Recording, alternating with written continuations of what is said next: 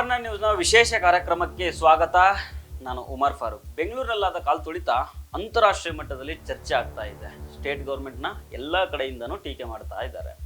Planning ಇಲ್ದೇನೆ victory celebration ಮಾಡಿದ್ರು. ಹೀಗಾಗಿ ಕಾಲ್ ತುಳಿತ ನಡೆದು 11 ಜನ ಪ್ರಾಣ ಕಳ್ಕೊಂಡ್ರು ಅಂತ ಸರ್ಕಾರದ ಮೇಲೆ ಆರೋಪ ಮಾಡ್ತಾ ಇದ್ದಾರೆ. ಇದರಲ್ಲಿ ಒಂದಿಷ್ಟು ಜನ ಕೈಕಾಲನ್ನು ಮುರ್ಕೊಂಡ್ರು. ನಿಜಕ್ಕೂ ಆ ಸಿಚುವೇಶನ್ ತುಂಬಾ ಹಾರಿಬಲ್ ಆಗಿತ್ತು ಬಿಡಿ. ನಾನು ಆ ಸ್ಥಳಗಳಲ್ಲಿ ಇದ್ದು ಅಲ್ಲೆಲ್ಲ ಓಡಾಡಿ ಅವತ್ತು ಏನೇನೆಲ್ಲ ಆಯ್ತು ಅನ್ನೋದನ್ನ ಕಣ್ಣಾರೆ ನೋಡಿದ್ದೀನಿ. ಆದ್ರೆ ಇದೀಗ ರಾಜಕಾರಣ ಜೋರಾಗಿ ನಡೀತಾ ಇದೆ. ವಿರೋಧ ಪಕ್ಷದವರು ಸಿದ್ದರಾಮಯ್ಯ ಮತ್ತು ಡಿ.ಕೆ. ಶಿವಕುಮಾರ್ ರಾಜೀನಾಮೆ ಕೊಡಬೇಕು ಅಂತ ಪಟ್ಟನ್ನು ಹಿಡಿದಿದ್ದಾರೆ. ಈಗ ವಿಷಯ ಏನಂದ್ರೆ, ದೇಶದ ಇನ್ನಿತರ ಭಾಗಗಳಲ್ಲೂ ಭಾರಿ ಹಾರಿಬಲ್ ಕಾಲ್ತುಳಿತಗಳು ನಡೆದಿದ್ದಾವೆ. ಒಂದಲ್ಲ, ಎರಡಲ್ಲ, 10 ಅಲ್ಲ, 20 ಅಲ್ಲ, ನೂರಾರು ಮಂದಿ ಪ್ರಾಣವನ್ನ ಕಳ್ಕೊಂಡಿದ್ದಾರೆ. ಹಾಗೆ ಇತ್ತೀಚೆಗೆ ಕುಂಭಮೇಳದಲ್ಲಿ ದೊಡ್ಡ ಕಾಲ್ತುಳಿತ ನಡೀತಲ್ಲ, ಅದರಲ್ಲಿ ಯೋಗಿ ಆದಿತ್ಯನಾಥ್ ಸರ್ಕಾರ ಸುಳ್ಳು ಹೇಳ್ತಾ ಅನ್ನೋ ಪ್ರಶ್ನೆ ಕೂಡ ಇಲ್ಲಿ ಮೂಡಿದೆ. ಯಾಕಂದ್ರೆ ಕುಂಭಮೇಳದಲ್ಲಿ ಸತ್ತವರ ಸಂಖ್ಯೆ 37 ಅಂತ ಯೋಗಿ ಆದಿತ್ಯನಾಥ್ ಸರ್ಕಾರ ಹೇಳಿತ್ತು. ಆದ್ರೆ ಇದೀಗ BBC ಮಾಧ್ಯಮ ಒಂದು ತನಿಖಾ ವರದಿಯನ್ನ ಕೊಟ್ಟಿದೆ. ಅದರಲ್ಲಿ ಸತ್ತವರ ಸಂಖ್ಯೆ ಯೋಗಿ ಆದಿತ್ಯನಾಥ್ ಏನ್ ಹೇಳಿದ್ರಲ್ಲ, ಅದಕ್ಕಿಂತಲೂ 2 ಪಟ್ಟು ಜಾಸ್ತಿ ಇದೆ ಅಂತ BBC ವರದಿ ಹೇಳಿದೆ. ಈ ಬಗ್ಗೆ ಡೀಟೇಲ್ ಆಗಿ ನೋಡೋಣ. ಆದ್ರೆ ಅದಕ್ಕೂ ಮೊದಲು ನೀವಿನ್ನೂ ನಮ್ಮ ಚಾನಲ್ ಅನ್ನ ಸಬ್ಸ್ಕ್ರೈಬ್ ಮಾಡಿಲ್ಲ ಅಂದ್ರೆ ಸಬ್ಸ್ಕ್ರೈಬ್ ಮಾಡಿ. ಈ ವಿಡಿಯೋನ ಕೊನೆ ತನಕ ಮಿಸ್ ಮಾಡದೆ ನೋಡಿ.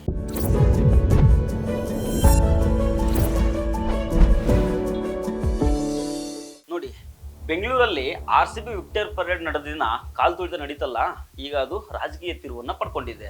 CM DCM ರಾಜೀನಾಮೆ ಕೊಡಬೇಕು ಅನ್ನೋ ಆಗ್ರಹ ಕೇಳಿ ಬರ್ತಾ ಇದೆ. ಆದ್ರೆ ನಾವು ಈ ಆಗ್ರಹವನ್ನ ಮಾಡೋದಿಲ್ಲ. ಯಾಕಂದ್ರೆ ಈ ರಾಜಕೀಯದ ಉಸಾಬ್ರಿ ನನಗೆ ಬೇಕಾಗಿಲ್ಲ. ಎಲೆಕ್ಷನ್ಗಳು ಬಂದಾಗ ಅದನ್ನ ಜನರೇ ತೀರ್ಮಾನ ಮಾಡ್ಲಿ. ಆದ್ರೆ ಇದಾದ್ಮೇಲೆ ಮಹಾರಾಷ್ಟ್ರದ ಮುಂಬೈನಲ್ಲಿ ಮತ್ತೊಂದು ಕಾಲ್ ತುಳಿತ ನಡೆದಿದೆ. ಇದರಲ್ಲಿ 5 ಜನ ಪ್ರಾಣವನ್ನ ಕಳ್ಕೊಂಡಿದ್ದಾರೆ. ಟ್ರೈನಲ್ಲಿ ಸಿಕ್ಕಾಪಟ್ಟೆ ಜನ ತುಂಬಿಕೊಂಡಿರ್ತಾರೆ. ಯಾರೋ ಒಂದಿಷ್ಟು ಜನ ಒತ್ತಡ ತಡ್ಕೊಳಕ್ಕಾಗದೇನೆ ತಳ್ಳಿಬಿಡ್ತಾರೆ. ಹೀಗಾಗಿ ಒಂದಿಷ್ಟು ಜನ ಟ್ರೈನ್ ನಿಂದ ಹೊರಗೆ ಬೀಳ್ತಾರೆ. ಇದರಲ್ಲಿ 5 ಜನರ ಜೀವ ಹೋಗಿದೆ. ಈ ಬಗ್ಗೆ ಅಲ್ಲಿನ ಸರ್ಕಾರ ಯಾವುದಿದೆ, ಅಲ್ಲಿನ CM DCM ರಾಜೀನಾಮೆ ಕೊಡಬೇಕು ಅಂತ ನಾನು ಹೇಳೋದಿಕ್ಕೆ ಹೋಗೋದಿಲ್ಲ. ಅದನ್ನ ಜನರೇ ತೀರ್ಮಾನ ಮಾಡ್ತಾರೆ ಬಿಡಿ. ಆದ್ರೆ ನಾವು ಗಮನಿಸಬೇಕಾಗಿದ್ದೇನಂತಂದ್ರೆ, ಇಲ್ಲಿ 11 ಜನ ಸತ್ತಿದ್ದು, ಅಲ್ಲಿ 5 ಜನ ಸತ್ತಿದ್ದು. ಆಗ ನೋಡಿದ್ರೆ ತುಂಬಾ ಚಿಕ್ಕ ಘಟನೆಗಳು ಇವು. ನೂರಾರು ಜನ ಸತ್ತಿರೋ ಅನೇಕ ಕಾಲ್ ತುಳಿತದ ಘಟನೆಗಳು ನಮ್ಮ ದೇಶದಲ್ಲಿ ನಡೆದೋಗಿದ್ದಾವೆ. ಹೋದ ವರ್ಷ ನೋಡಿದ್ರಲ್ಲ, 2024ನೇ ಇಸ್ವಿ, ಮೋಸ್ಟ್ಲಿ ಜುಲೈ ತಿಂಗಳು ಅನ್ಸುತ್ತೆ, ಉತ್ತರ ಪ್ರದೇಶದ ಹತ್ರಾಸ್ನಲ್ಲಿ ಅವನು ಯಾರೋ ಬಾಬಾ ಅಂತೆ. ಇವನು ಸ್ವಯಂ ಘೋಷಿತ ದೇವಮಾನವ. ಅಲ್ಲಿ ಹೆಸರು ಭೋಲೆ ಬಾಬಾ. ಇವನ ಬಾಲ್ಯ ಯೌವನದ ಬಗ್ಗೆ ಎಲ್ಲ ದೊಡ್ಡ ದೊಡ್ಡ ಕಥೆಗಳಿದಾವೆ ಬಿಡಿ. ಅದನ್ನ ಬೇಕಾದ್ರೆ ಇನ್ನೊಂದು ವಿಡಿಯೋ ಮಾಡಿ ಡೀಟೇಲ್ ಆಗಿ ಹೇಳ್ತೀನಿ. ಇಲ್ಲಿ ವಿಷಯ ಏನಂದ್ರೆ, ಇವನು ಹೋದ ವರ್ಷ ಒಂದು ಸತ್ಸಂಗ ಅನ್ನೋ ಪ್ರೋಗ್ರಾಮ್ ಮಾಡಿರ್ತಾನೆ. ಜುಲೈ ತಿಂಗಳಲ್ಲಿ ಇವನನ್ನ ನೋಡೋದಿಕ್ಕೆ ಅಂತ ಸುಮಾರು 2 ಲಕ್ಷ ಜನ ಬಂದಿರ್ತಾರೆ. ಎಲ್ಲ ಪ್ರೋಗ್ರಾಮ್ ಮುಗೀತದೆ, ಬಾಬಾ ಸಾಹೇಬರು ಮಸ್ತ್ ಸ್ಪೀಚ್ ಕೊಡ್ತಾರೆ. ಪ್ರೋಗ್ರಾಮ್ ಮುಗಿಸಿ ಕಾರ್ ಹತ್ಕೊಂಡು ಹೋಗ್ಬಿಡ್ತಾರೆ. ಆಗ ಇವನ್ ಕಾರ್ ಹೋಗಿರುತ್ತಲ್ಲ, ಆ ಧೂಳನ್ನ ಹಣೆಗೆ ಹಚ್ಕೊಳ್ಬೇಕು ಅಂತ ಸಾವಿರಾರು ಜನ ಎಕ್ದಮ್ ನುಕ್ಕೊಂಡು ಹೋಗ್ಬಿಡ್ತಾರೆ. ಆಗ ಆ ಧೂಳಿಗೋಸ್ಕರ ತಳ್ಳಾಟ ನೂಕಾಟ ನಡೆದು ಈ ಕಾಲ್ ತುಳಿತದಲ್ಲಿ ಬರೀ 5 ಅಲ್ಲ, 11 ಅಲ್ಲ, ಬರೋಬ್ಬರಿ 121 ಜನ ಅಮಾಯಕರು ಪ್ರಾಣವನ್ನ ಕಳ್ಕೊಳ್ತಾರೆ. ಅಂದ ಹಾಗೆ ಈ ಬಾಬಾ ಸತ್ಸಂಗ ಪ್ರೋಗ್ರಾಮ್ಗೆ ಪೊಲೀಸರ ಪರ್ಮಿಷನ್ ತಗೊಂಡಿರಲಿಲ್ವಂತೆ. ಇದ್ರ ಬಗ್ಗೆ ಯೋಗಿ ಆದಿತ್ಯನಾಥ್ ಸರ್ಕಾರ ಅಷ್ಟೇನೂ ಗಮನ ಕೊಟ್ಟಿರಲಿಲ್ಲ ಬಿಡಿ. ಈಗ ಮತ್ತೊಂದು ಆರೋಪ ಯೋಗಿ ಆದಿತ್ಯನಾಥ್ ಸರ್ಕಾರದ ಮೇಲೆ ಬಂದಿದೆ. ಏನಂದ್ರೆ, ಇದೇ ವರ್ಷದ ಆರಂಭದಲ್ಲಿ ಉತ್ತರ ಪ್ರದೇಶದ ಪ್ರಯಾಗ್ರಾಜ್ನಲ್ಲಿ ಮಹಾಕುಂಭಮೇಳ ನಡೀತು. ಈ ಕುಂಭಮೇಳಕ್ಕೆ ಸುಮಾರು 60 ಕೋಟಿ ಜನ ವಿಸಿಟ್ ಮಾಡಿದ್ರು, ಪುಣ್ಯ ಸ್ನಾನ ಮಾಡಿದ್ರು ಅಂತ ಒಂದಿಷ್ಟು ರಿಪೋರ್ಟ್ಗಳು ಹೇಳಿದ್ವು. ಇದರ ನಡುವೆನೆ ಮೌನಿ ಅಮಾವಾಸ್ಯೆ ದಿನ ಕಾಲ್ ತುಳಿತ ನಡೀತು. ಇದರಲ್ಲಿ 37 ಜನ ಪ್ರಾಣ ಕಳ್ಕೊಂಡಿದ್ದಾರೆ ಅಂತ ಯೋಗಿ ಸರ್ಕಾರ ರಿಪೋರ್ಟ್ ಅನ್ನ ಕೊಟ್ಟಿತ್ತು. ಆದ್ರೆ ಇದೀಗ ಇದು ಸುಳ್ಳು ಅಂತ BBC ತನಿಖಾ ವರದಿ ಹೇಳ್ತಾ ಇದೆ.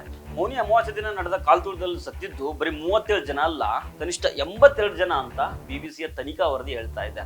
ಕನಿಷ್ಠ 82 ಅಂದ್ರೆ ಸತ್ತವರ ಸಂಖ್ಯೆ 82ಕ್ಕಿಂತಲೂ ಜಾಸ್ತಿ ಇರ್ಬೋದು ಅನ್ನೋದು BBC ಅಂದಾಜು. ಕಾಲ್ ತುಳಿತ ನಡೆದ ಮೇಲೆ ಸಾವಿನ ಸಂಖ್ಯೆಯನ್ನ ಯೋಗಿ ಆದಿತ್ಯನಾಥ್ ಸರ್ಕಾರ ಮುಚ್ಚಿಟ್ಟಿರುತ್ತೆ. ಅಂದ್ರೆ ಇದು ಮೊದಲನೇ ದಿನ. ಮರುದಿನ ಬಂದು ಸತ್ತವರ ಸಂಖ್ಯೆ 37 ಅಂತ ಹೇಳಿತ್ತು. ಇಲ್ಲಿ ಸತ್ತವರ ಕುಟುಂಬಗಳಿಗೆ ತಲಾ 25 ಲಕ್ಷ ರೂಪಾಯಿ ಪರಿಹಾರವನ್ನ ಯೋಗಿ ಆದಿತ್ಯನಾಥ್ ಸರ್ಕಾರ ಘೋಷಣೆ ಮಾಡಿತ್ತು. ಇದರಲ್ಲಿ 36 ಕುಟುಂಬಗಳಿಗೆ ಪರಿಹಾರವನ್ನು ಕೊಡಲಾಗಿದೆ ಅನ್ನೋ ಮಾಹಿತಿ ಇದೆ. ನೋಡಿ, BBC ಕುಂಭಮೇಳದಲ್ಲಿ ನಡೆದ ಕಾಲ್ ತುಳಿತದ ತನಿಖಾ ವರದಿಯನ್ನ ಸುಮ್ಮನೆ ಮನೆಯಲ್ಲಿ ಕೂತ್ಕೊಂಡು ಮಾಡಿದ್ದಲ್ಲ.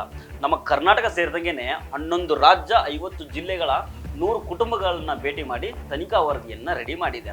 ಇದರಲ್ಲಿ ಸತ್ತವರ ಸಂಖ್ಯೆ ಕನಿಷ್ಠ 82 ಅಂತ BBC ಹೇಳ್ಕೊಂಡಿದೆ. ಗರಿಷ್ಠ ಎಷ್ಟಿದೆಯೋ ಆ ದೇವ್ರಿಗೆ ಗೊತ್ತು.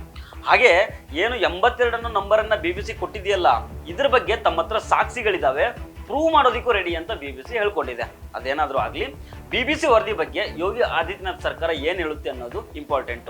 ಯಾಕಂದ್ರೆ ಇಷ್ಟು ದಿನ 37 ಮಾತ್ರ ಅಂತ ಹೇಳ್ಕೊಂಡ್ ಬಂದಿದೆ. ಕೆಲವ್ರಿಗೆ 25 ಲಕ್ಷ ರೂಪಾಯಿ ಪರಿಹಾರ ಕೊಟ್ಟಿದೆ, ಒಂದಿಷ್ಟು ಜನರಿಗೆ 5 ಲಕ್ಷ ರೂಪಾಯಿ ಮಾತ್ರ ಕೊಟ್ಟಿದೆ, ಇನ್ ಕೆಲವ್ರಿಗೆ 1 ರೂಪಾಯಿನೂ ಕೊಟ್ಟಿಲ್ಲ ಅಂತ BBC ರಿಪೋರ್ಟ್ ಹೇಳುತ್ತೆ. ಈ ರಿಪೋರ್ಟ್ ಲಿಂಕ್ ಬೇಕಾದ್ರೆ ಡಿಸ್ಕ್ರಿಪ್ಷನ್ ಅಲ್ಲಿ ಕೊಟ್ಟಿರ್ತೀನಿ, ಆಸಕ್ತಿ ಇದ್ದವರು ಡೀಟೇಲ್ ಆಗಿ ನೋಡ್ಬೋದು. ಫೈನ್. ಮತ್ತೇನಂದ್ರೆ ಈ ಮಹಾಕುಂಭಕ್ಕೆ ಹೋಗೋ ಸಲುವಾಗಿನೇ ದೆಹಲಿ ರೈಲ್ವೆ ಸ್ಟೇಷನ್ ಅಲ್ಲೂ ಕಾಲ್ ತುಳಿತ ನಡೆದಿತ್ತು. ಇಲ್ಲೂ ಕೂಡ 18 ಜನ ಏನೋ ಪ್ರಾಣವನ್ನ ಕಳ್ಕೊಂಡಿದ್ರು. ಇನ್ನೊಂದು ವಿಚಾರ ಏನಂತಂದ್ರೆ ಹೆಚ್ಚಾಗಿ ಧಾರ್ಮಿಕ ಕ್ಷೇತ್ರಗಳಲ್ಲೇ ಹೆಚ್ಚು ಕಾಲ್ ತುಳಿತದ ಘಟನೆಗಳು ನಡೆದಿದ್ದಾವೆ. ಈಗ ಬೆಂಗಳೂರಲ್ಲಿ ಕಾಲ್ ತುಳಿತ ನಡೀತು ಅನ್ನೋ ಕಾರಣಕ್ಕೆ RCBನ ಬ್ಯಾನ್ ಮಾಡಬೇಕು, ವಿರಾಟ್ ಕೊಹ್ಲಿನ ಅರೆಸ್ಟ್ ಮಾಡಬೇಕು, DCM ರಾಜೀನಾಮೆ ಕೊಡಬೇಕು ಅನ್ನೋ ಆಗ್ರಹಗಳು ಕೇಳಿ ಬರ್ತಾ ಇದ್ದಾವೆ. ಆದ್ರೆ ನಿಮ್ಗೆ ನೆನಪಿರ್ಲಿ, ತಿರುಪತಿ ದೇವಸ್ಥಾನದಲ್ಲೂ ಕಾಲ್ ತುಳಿತ ನಡೆದಿದೆ, ಶಬರಿಮಲೆಯಲ್ಲೂ ಕಾಲ್ ತುಳಿತ ಆಗಿದೆ, ಜೋಧ್ಪುರದಲ್ಲೂ ನಡೆದಿದೆ. ಇಲ್ಲೆಲ್ಲ ಸತ್ತವ್ರ ನಂಬರ್ ಬರೀ 5, 11 ಅಂತಲ್ಲ, 100ರ ಮೇಲೇನೆ ಇದೆ ಅದು. ಹೀಗಾಗಿ ಇಂತಹ ವಿಚಾರಗಳಲ್ಲಿ ರಾಜಕಾರಣವನ್ನ ಬಿಟ್ಬಿಡ್ಬೇಕು. ಈಗ ಪ್ರಶ್ನೆ ಮಾಡೋದಾದ್ರೆ ಯೋಗಿ ಆದಿತ್ಯನಾಥ್ ಅವರನ್ನ ಪ್ರಶ್ನೆ ಮಾಡಿ. ಸತ್ತವರ ಸಂಖ್ಯೆ ಮಿನಿಮಮ್ 82 ಅಂತ BBC ಹೇಳ್ತಾ ಇದೆ, ನೀವು ನೋಡಿದ್ರೆ 37 ಅಂತಿರಲ್ಲ ಯೋಗಿಜಿ ಅಂತ ಪ್ರಶ್ನೆ ಮಾಡಿ.